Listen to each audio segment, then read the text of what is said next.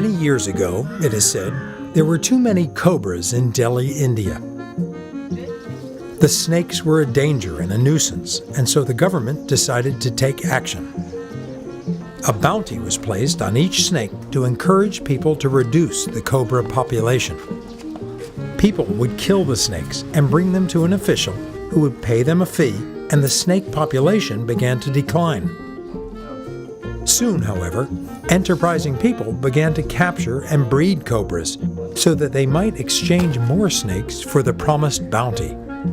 The government realized what was happening and canceled the program. The cobra breeders, no longer valuing their stock, released the cobras into the streets. In the end, there were more cobras in Delhi than before. This anecdote originated the term the cobra effect, a phrase used to describe a problem which is made worse by a well-intended solution. It is often used to describe the unintended consequences of political or economic actions. In the early 1760s, during his time as a professor at the University of Glasgow, Adam Smith lectured extensively on the topic of jurisprudence, the theory of law and its application in society. In these lectures, Smith sought to describe the rules by which civil government ought to be directed. He would revisit this topic in The Wealth of Nations.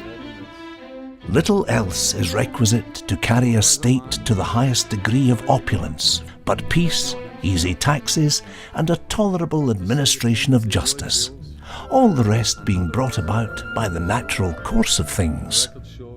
Smith believed that a free market society would naturally lead to prosperity. Across the English Channel, the French Enlightenment was paving the way for the French Revolution. French Enlightenment thinkers viewed society as a mechanism which, if properly understood and guided, would function in expected ways. Smith found this attitude to be flawed, decrying the man of system, who thinks he can move people about as if on a chessboard, and is so enamored with his ideal plan of government that he cannot suffer any deviation from it. The reality of society is much messier, because, as Smith recognized, people have a tendency to behave in unexpected ways. Manila is one of the most densely populated cities in the world. Traffic is an unfortunate fact of life. In the face of seemingly permanent gridlock, enterprising people turn to the railways to get from one place to another, but not by train. These train track taxis are homemade, independently operated, with stops, routes, and fares that formed organically. While this is undoubtedly dangerous and generally illegal, it does illustrate people's tendency to solve problems and seek personal gain, and the myriad ways in which people innovate and cooperate can never be fully recognized in a wholly planned social system. However, people could not benefit from their enterprising nature if not protected from the vengeance of enemies, subjugation by the state, or the theft of their property. And so, in The Wealth of Nations, Adam Smith describes 3 activities in which a government might prove beneficial.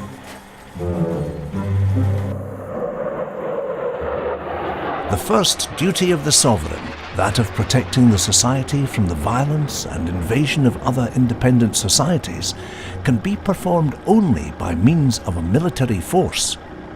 Smith believed it was sensible that the state should maintain a military to manage the common defense.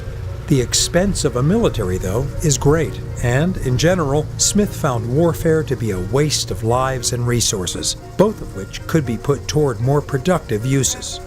Like public works, another ideal duty for the state. Smith felt public works had to meet certain criteria to be justified. First, it must be beneficial to everyone. Second, it should not be something that could be provided privately. In particular, Smith noted the need for education. Though the common people cannot, in any civilized society, be so well instructed as people of some rank and fortune, the most essential parts of education, however, to read, write, and account, can be acquired at so early a period of life for a very small expense, the public can facilitate, can encourage, and can even impose upon almost the whole body of the people the necessity of acquiring the most essential parts of education. Smith acknowledged that all members of society should have a basic education, and thus be best equipped to develop and pursue their interests in society. Smith even suggests that since an educated public is of benefit to society as a whole, having the public pay for such education is justified. But the chief duty Smith ascribed to the government was the preservation of justice. Justice is the main pillar that upholds the whole edifice.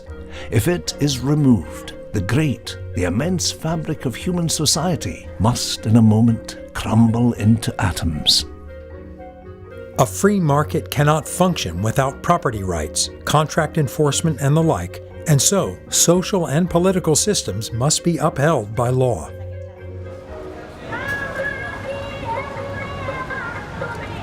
But Smith's idea of justice extended beyond mere legal connotation.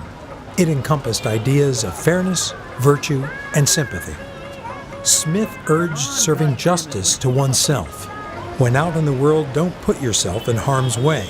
Don't allow yourself to be taken advantage of.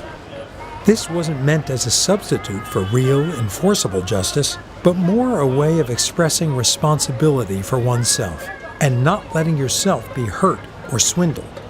Likewise, do justice unto others. Treat others with respect and regard. We may often fulfill all the rules of justice by sitting still and doing nothing.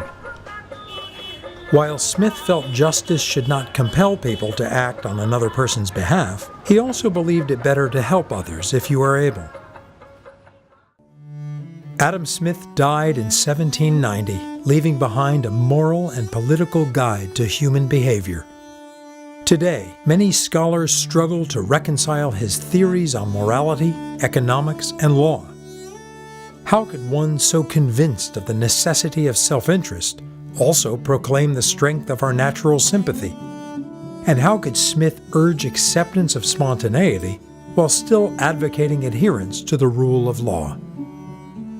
This is the timeless beauty of Adam Smith, a man who painstakingly articulated the quirks, flaws, and wonders of human nature and reveled in it.